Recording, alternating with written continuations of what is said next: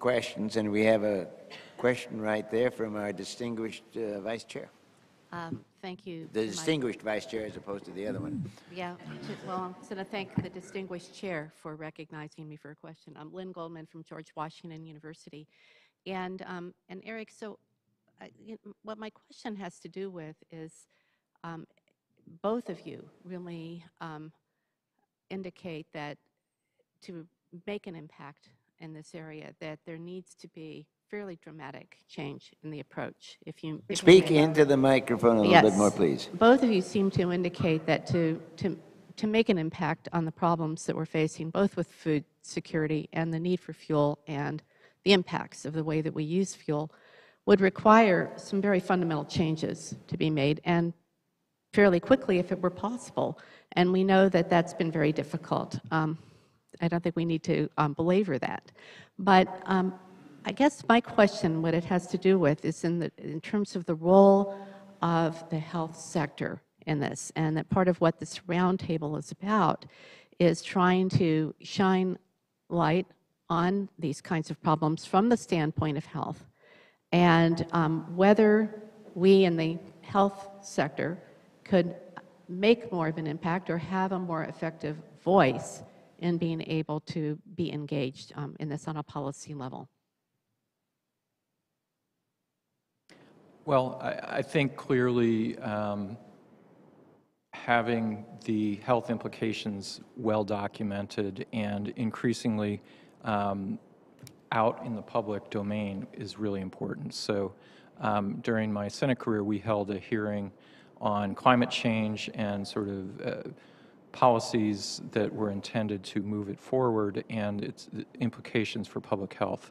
At the time, the CDC came, and actually there were controversies about what happened to the CDC testimony, but there were some very interesting presentations that were made. I think that the problem has been that the word hasn't really gotten out quite as much as it might about what the actual public health implications are of the current policies. And a lot of people are motivated by the fact that their own health may be affected. And I'm not sure that we've really been successful both at documenting those public health implications, what the fiscal implications of those public health problems are, as well as how a change in the current regime would change things. So one anecdote is when the climate bill was on the Senate floor, and a senator insisted that the entire bill be read into the record, which took, I believe, a couple of days of Senate time.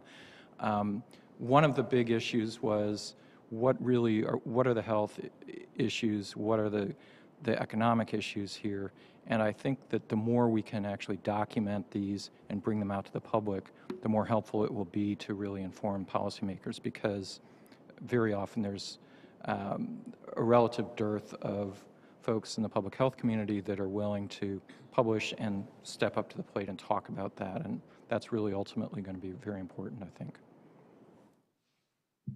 Let me just add quickly to that. When we look at the costs of various fuels, for example, we do a very limited cost accounting of sort of the direct things. We don't think about the cost of climate change. Or in this country, I think the epidemiological calculations show that we lose 13,100 deaths each year as a result of burning coal. And then beyond that, of course, there are probably hundreds of thousands of people who suffer respiratory illnesses from being near a coal plant and burning that. And I don't think we begin to get all that on the table. The other thing to think about is that climate change and malnutrition are closely related, because to the extent climate change alters the food prospect negatively, we can expect more hungry and more malnutrition. So the health effects of climate change can be very, very real. Yes. Chris Portier from CDC. So, and I have my testimony. I really have it. No. Eric, Lynn started out with sort of my first question. So I'll follow up with my second question to you. And that is, the Pew Charitable Trust has some of the best people doing health impact assessment in the world. And you fund a lot of very nice work on health impact assessment. It would be nice for Pew to take on biofuels. The more I've listened for the last day and a half and thought about what we're doing here, it screams for something like a total health impact assessment on a global basis to look at what's really happening here and what the long-term impacts would be.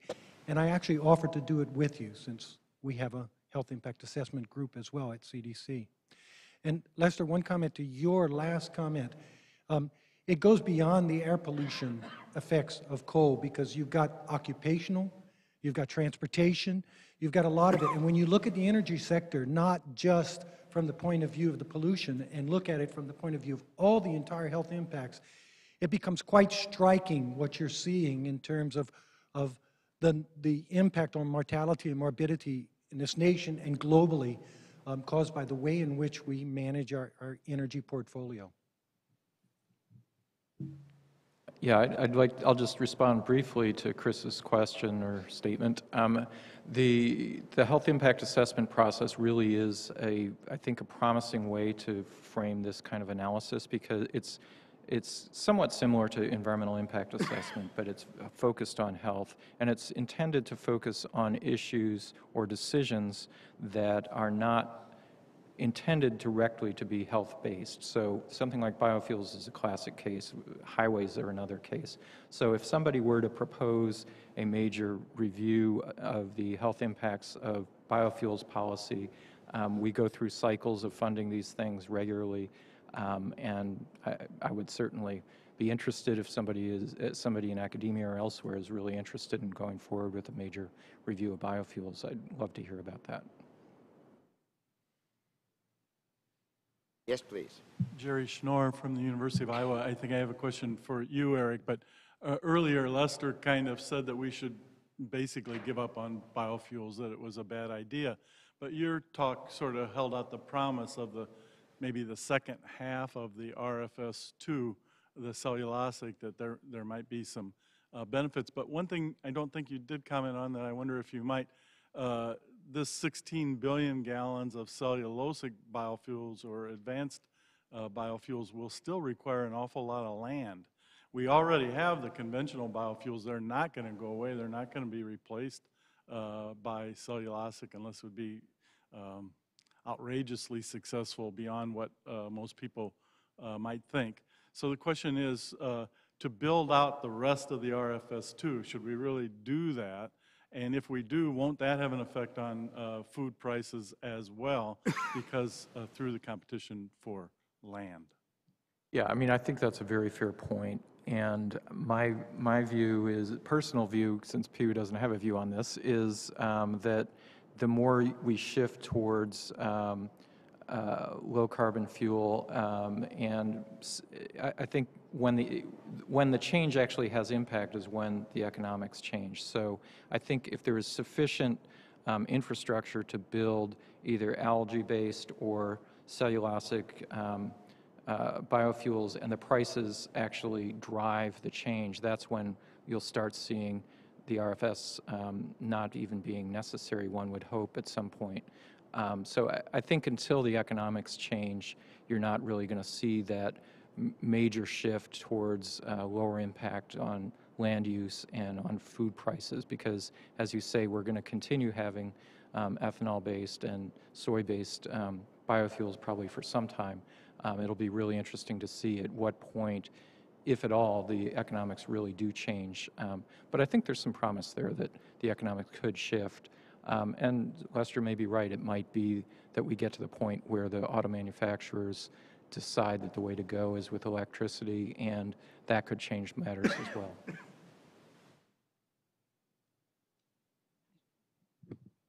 Yes, please. Time for another question. Hi, I'm Kathy Kling. I'm an economist at Iowa State University. First, just a real quick point on food prices. I'm kind of a broken record on this. I think it's really important for people in the room to understand that the food price is pretty much a non-issue for anybody in developed countries. If you look at, I just checked to be sure I was correct, the consumer price index for food has increased about 3% a year since 2004. So looking at the price of corn is not suggestive of what happens to the overall food price index in the U.S. The price of food in the U.S. is really just a non-issue. There are poor people that need help with food, but there's better ways than worrying about biofuels or policies to support that. In the developing country, it's a huge issue, and Dr. Brown made this point, that their grain prices drive major changes, and so I want it to be clear that this is really not a health concern in the U.S. It's a huge health concern worldwide, and much can be said about climate change, and many of these issues are so the disparity between the impact on the U.S. and the rest of the world is huge, and we really need to understand that when we're thinking about policy. So that's just one point. The other thing is a genuine question. China has been a remarkable economic engine in the last 20 years, and India is probably moving there too. They have, we actually have less hungry people in the world than we did 20 years ago, and a lot of that's in China and development. Do either of our speakers have comments about what we can learn from the Chinese incredible improvement in living standards for any of these issues, land use, climate? Lester? China is always interesting because it is so big, and 1.3 billion people. I remember, this would have been 15 years ago when I was doing some work on China, sort of what if things, you know, what if every Chinese drank one more bottle of beer, you know, that would be Australia's grain harvest or something. I mean, I'm probably overstating Norway's. I think you're right. Nice to have people who can remember what you say better than you can. And it's true, when you multiply 1.3 billion times anything, it's a lot. And one of the things that we've done at the Earth Policy Institute is simply ask what would happen if average consumption in China were to reach average consumption in the US, you know, of grain, of water, of steel.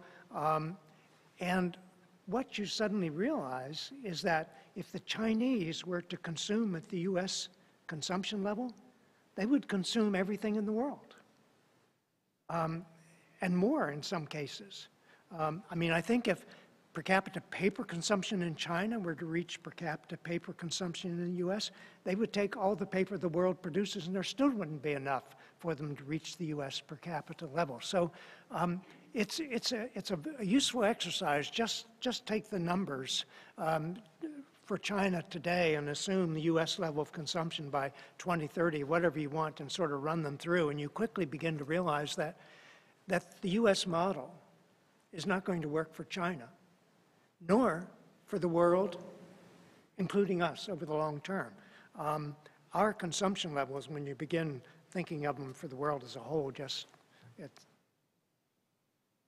we're not going to make that. And that's why I think we need to be rethinking so fundamentally things like energy sources, transportation systems, diets, et cetera, because we're going to have to make a lot of changes at the personal level and at the national level to cope with the global constraints that we're facing.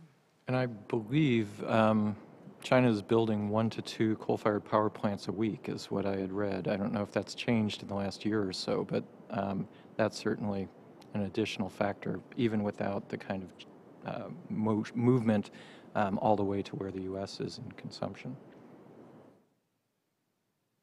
Well, I might just point out one interesting thing in China. If you graph China's nuclear power and its wind power has already overtaken nuclear in terms of generation.